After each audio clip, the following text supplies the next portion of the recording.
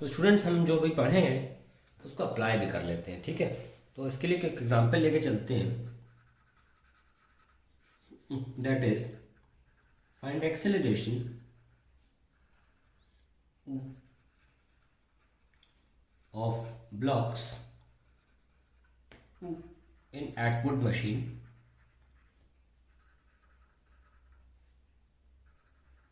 if pulley is not massless and there is friction. There is friction between the pulley and grooves. पुली जो है और रोप, जो भी आप यूज़ कर रहे हैं रोप, उसमें आपको पता होना चाहिए या आप ये मान के चलिए कि अगर पुली का मास है, ये एटवर्ड मशीन थी जो आप शायद भूल गए हो, मैंने एटवर्ड पहले भी नाम लिया था जब मैं पुली पढ़ाया था, ठीक है। तो इसका मास हम m1 ले लेते हैं, इसका मास m2 ले लेते हैं। तो हमें ऑब्वियसली दोनों ब्लॉक्स का एक्सेलरेशन तो एक ही होगा क्योंकि स्ट्रिंग एक है। हमको ये अज्यूम कर लिया मैंने कि ये ऐसे रोटेट कर रही है क्योंकि अब मास ऑफ पुली है तो इनर्शिया भी लेना पड़ जाएगा, पुली का मोमेंट ऑफ इनर्शिया लेना पड़ जाएगा, मासलेस नहीं है पुली। और स्ट्रिंग्स और पुली के बीच में जो ग्रूव्स होते हैं जिनमें ये रस्सी फंसती है, फ्रिक्शन भी अगर हम ध्यान में रखें तो ऑब्वियसली इस स्ट्रिंग में टेंशन और स्ट्रिंग में टेंशन अलग होगा, ठीक है ना। क्योंकि फ्रिक्शन आ गया है तो अलग टेंशन होगा, क्योंकि यहाँ मास अलग है, यहाँ मास अलग है। जब हम फ्रिक्शन नहीं लेते थे तो फिर हम टेंशन भी सेम ले लिया करते थे। नाउ mg और फ्रिक्शन यहाँ पर जो है, यहाँ का mg अलग है, फ्रिक्शन भले दोनों जगह हम सेम ले लें कि इस हिस्से में फ्रिक्शन रस्सी के बीच में और mg के बीच में सेम है और इस हिस्से में और रस्सी के बीच में और ये फ्रिक्शन सेम है, परंतु जो नेट टॉर्क, नेट टेंशन जो रस्सियों में आएगी वो इस mg और फ्रिक्शन के बाद जो फाइनल फोर्स बचेगा रस्सी पे लगता वो होगी ना। ये वेट तो अलग है ना, m2g और m1g भी अलग है, तो जो नेट बचेगा वो टेंशन अलग होगी। इसीलिए इस वाले में टेंशन अलग होगी और इस वाले में टेंशन अलग। आई होप ये क्लियर है। हमने पिछले वाले सेगमेंट में जब फ्रिक्शन नहीं माना था और पुली का मास नहीं माना था तब टेंशन हमने सेम ले ली थी, अभी टेंशन हम सेम नहीं ले सकते, ठीक है ना। तो अगर हम ब्लॉक के हिसाब से देखें तो टेंशन तो ब्लॉक से दूर भागती है, T1 है ना, और नीचे मार्क क्या करते हैं m1g, और पुली के अकॉर्डिंग पुली से दूर भागेगी T1। सिमिलरली यहाँ पे T2 और यहाँ पे ऐसे T2। हम अलग से FBD भी बनाएंगे, डोंट वरी। और ये m2g है। तो पहले हम तरीका नंबर 1 यूज़ कर रहे हैं, method 1 to solve for the acceleration. सबसे पहले क्या करेंगे हम, लीनियर मोशन इक्वेशन लगाएंगे या फोर्स इक्वेशन, मोशन इक्वेशन या फोर्स इक्वेशन लगाएंगे। ध्यान रखिएगा, अगर आप वर्ड याद रखेंगे तो आप कर पाएंगे सॉल्व। क्या बोलते हैं इसको, फोर्स इक्वेशन लगाते हैं। चलिए देखिए यहाँ पे ये क्या है m1g, ये क्या है T1। मान लेते हैं मोशन इधर है, ये आ गया m1 है। So we write m1g minus T1 is equals to m1a। ये पहली इक्वेशन आ गई। फिर इस तरीके से हम आगे बढ़े, ये T2, ये m2g और ये ऊपर जाएगा m2a से। एक्सेलरेशन सेम हो गई, रस्सी एक ही। So we have T2 minus m2g is equals to m2a। ये हमारी आ गई दूसरी इक्वेशन। और ये दोनों इक्वेशन किसकी है, फोर्स इक्वेशन है। यहाँ फोर्स बैलेंस किया जा रहा है, बैलेंस नहीं किया जा रहा है, नेट फोर्स लिखा जा रहा है। फोर्स बैलेंस तब होता है जब मूव ही ना कर रही हो, ठीक है। नेट फोर्स लिखा जा रहा है यहाँ पे। फोर्स इक्वेशन तो हो गई। अब हमारा नेक्स्ट स्टेप होता है टॉर्क इक्वेशन लिखना। Let's write torque equation. Step याद रखिएगा, हम लिखेंगे टॉर्क इक्वेशन। तो पुली हमारी ये और घूम सिर्फ पुली रही है तो सिर्फ पुली को ही बनाएंगे, फालतू में डब्बे नहीं बनाना। घूम तो सिर्फ पुली रही है, टॉर्क तो इसी में लग रहा है, बाकी तो लीनियर मोशन कर रहे थे। तो लीनियर मोशन करेंगे तो ब्लॉक्स बनाए मैंने, अब मैं पुली बना रहा हूँ। अल्टीमेटली मैंने ये कह दिया है अपनी मर्जी से कि पुली जो ऐसे रोटेट कर रही है। पुली ऐसे तभी रोटेट कर सकती है जब T1 ज़्यादा रहा हो T2 से। तो पहले से ही मान लिया गया है T1 ज़्यादा है, तो टॉर्क क्या होता है? टॉर्क होता है जब दो फोर्सेस एक ही दिशा में हो। नॉर्मली हम ये सोचते हैं कि टॉर्क का मतलब है कि एक फोर्स यहाँ लगा है, एक फोर्स यहाँ लग रहा है। जब जैसे हम पेन को घुमाते हैं या ढक्कन खोलते हैं तो हम बोल देते हैं either force into distance between the forces, ऐसे बोल देते हैं। लेकिन अगर दोनों ही फोर्स एक तरफ लग रहे हैं और वो इनबैलेंस्ड हैं, देन टॉर्क का मतलब होता है net force into radius of rotation. ठीक है। सो नेट फोर्स क्या है? क्योंकि टी वन ज़्यादा है, T one into T one minus T two, sorry, क्योंकि टी वन हम ज़्यादा ले लिया है, ऐसा ना। और is into radius of rotation is R, that is the radius this R. ये हमारी कहानी से हो गई। यहाँ पे टॉर्क आ गया। This is the torque equation. So we have T one minus T two into R as torque.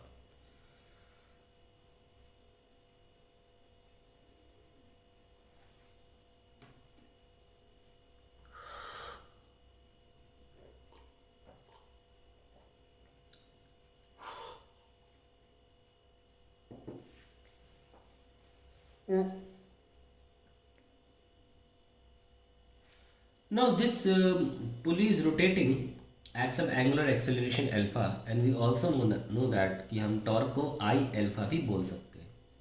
और हमको पता है कि टेंजेंशियल एक्सेलरेशन का फॉर्मूला अल्फा से रिलेशन में आर अल्फा होता है। यहाँ पे हम रेडियस को कैपिटल आर ले रहे हैं, आर अल्फा होता है, तो हम यहाँ रिप्लेस कर सकते हैं ए अपॉन आर से। तो टॉर्क ऐसे भी लिखा जा सकता है। Let's equate torque here that I A by R is equals to t1 minus t2 into r. So I a by r square is equals to t1 minus t2. ये हमारी टॉर्क इक्वेशन से निकल के आती third equation. Torque equation पहले लिखी force equation, अब लिखी torque equation, which will become my third equation. Now let's write the three equations together. पहली इक्वेशन थी m1g minus t1 is m1a। तीसरी इक्वेशन थी t2 minus m2g is equals to m2a। और final equation थी t1 minus t2 is equals to I A by R square. कुछ नहीं करना है, तीनों को जोड़ दीजिए। जोड़ दिया, ये कैंसिल, ये कैंसिल, क्या आया? m1g minus m2g is equals to a m1 plus m2 plus I by R square. ठीक है। So we have m1 minus m2 into G divided by m1 plus m2 plus I by R square is acceleration. ऐसे आ गया हमारा acceleration, हमने कर लिया। आइए अब हम इसी को सेकंड मेथड से करेंगे, that is impulse momentum method. ठीक है, देखते हैं आपको क्या पसंद आता है। Now let's do it with the impulse momentum method. Impulse momentum method. इससे करके देखते हैं। Let us see. So we had this case,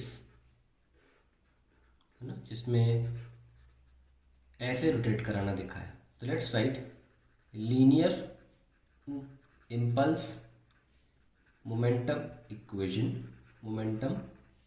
equation for m1 इस ब्लॉक के लिए लिख रहे हैं केवल। तो उसका पहले डायग्राम भी बना लो।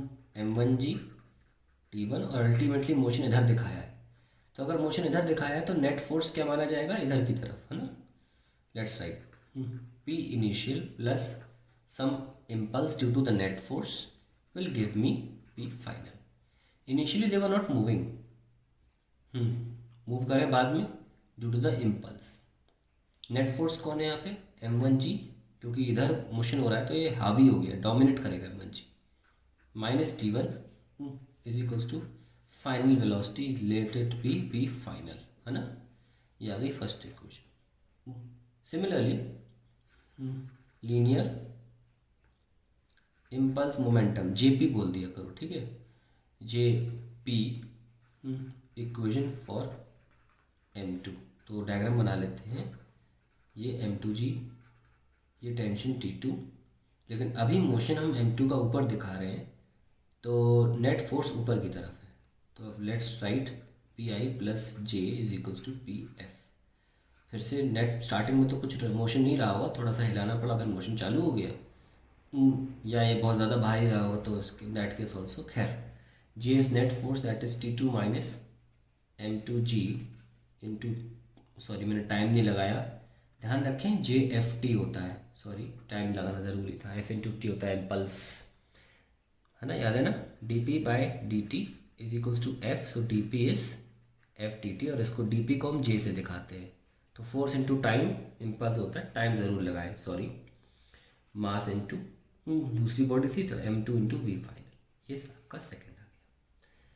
अब हमने लीनियर मोशंस तो कर लिए ना, अब हमारा एक अकेला मोशन रह गया, that is angular impulse equation, उसको भी लिख लेते हैं। Angular impulse momentum, angular momentum लिख लेना चाहिए था, एंगुलर मोमेंटम इक्वेशन फॉर पुली, क्योंकि रोटेशन तो पुली ही कर रही है ना केवल, तो ये पुली के लिए लिखा जाएगा। तो पुली का डायग्राम मैं यहाँ बना देता हूँ, अगर आप पेज पे ठीक से लिख रहे हो ना तो आप प्लीज़ इस हेडिंग के नीचे बनाना डायग्राम, ये T1 ये T2, ये आप रोटेशन कर रहे हो, तो टॉर्क क्या लिखेंगे हम इसमें मोमेंटम इक्वेशन में, पहले भी दिखा चुके हैं कि L initial plus angular impulse will give me L final. ना इनिशियली तो कोई रोटेशन नहीं हो रहा था, स्टार्टिंग में तो रुकी हुई थी हर चीज़, जीरो। एंगुलर इम्पल्स क्या था, टाउ टी, है ना, tau T, and I get final angular momentum.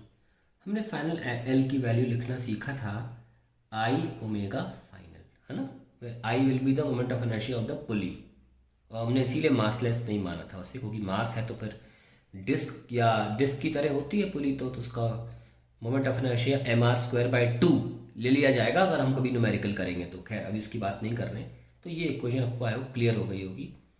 लेकिन अभी ध्यान रखें, हमको बाद में अभी एक्सप्लेन करते हैं टॉर्क कैसे लिखा जाए इसका। देखिए, अगर किसी बॉडी पर इक्वल एंड अपोजिट फोर्स लगते हैं तो टॉर्क का फॉर्मूला होता है आइदर फोर्स कोई भी ले लो into distance between the forces से L।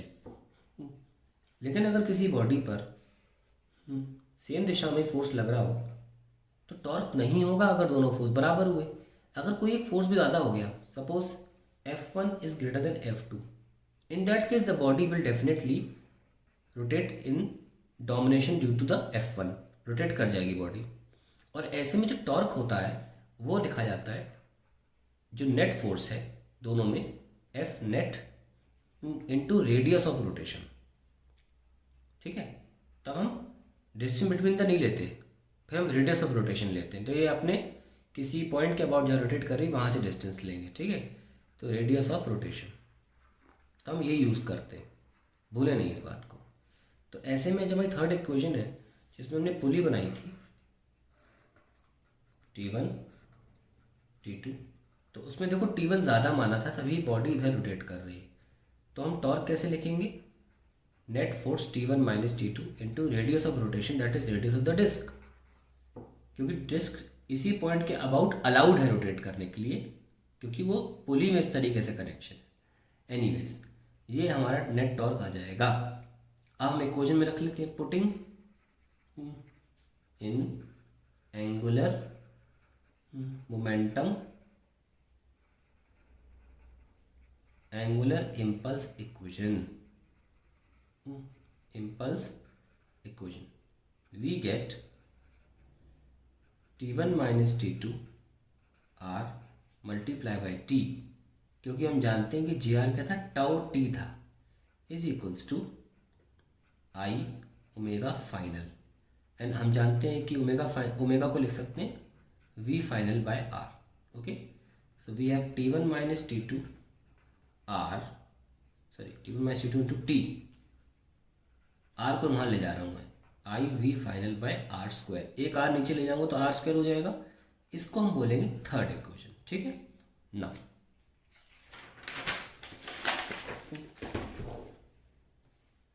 Adding first and second, first क्या थी, M1G minus T1 is equals to M1V final, दूसरी T2 minus M2G is equals to M2V final. इनको ऐड किया, क्या मिला हमें, m1 minus m2 G plus t2 minus t1 is equals to m1, sorry यहाँ पे t था, ये इक्वेशन हमने गलत लिख दी, मल्टीप्लाई बाई टी नहीं किया, कोई बात नहीं, इसमें t कर दो, इसमें t कर दो, finally m1 plus m2 into V final. Okay, तो m1 जी m2 जी t के साथ लेकर किया है, तो t यहाँ भी है और t यहाँ भी है, अब गलती नहीं है, ठीक है।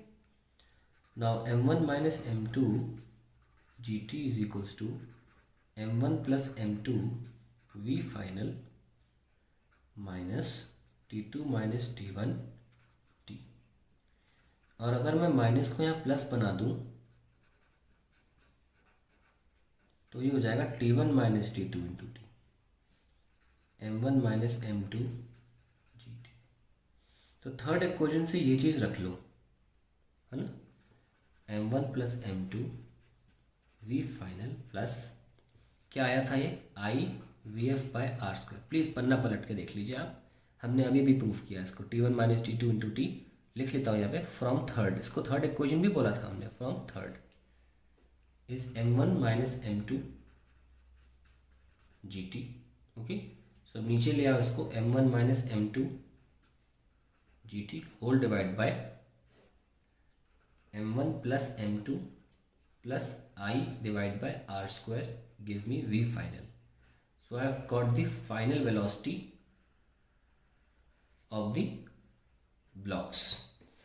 Now if you want to find out the acceleration, बस ये t नीचे ले आइए आप, तो acceleration हो जाएगा m1 plus m2 g whole divide by m1 plus m2 plus I by R square.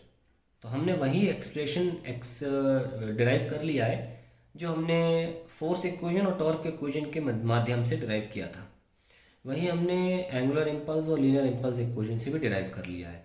आपको ये भी लगानी आनी चाहिए, अगर आपको लेंथी लग रहा है तो डेफिनेटली टेल यू ये लेंथी नहीं है।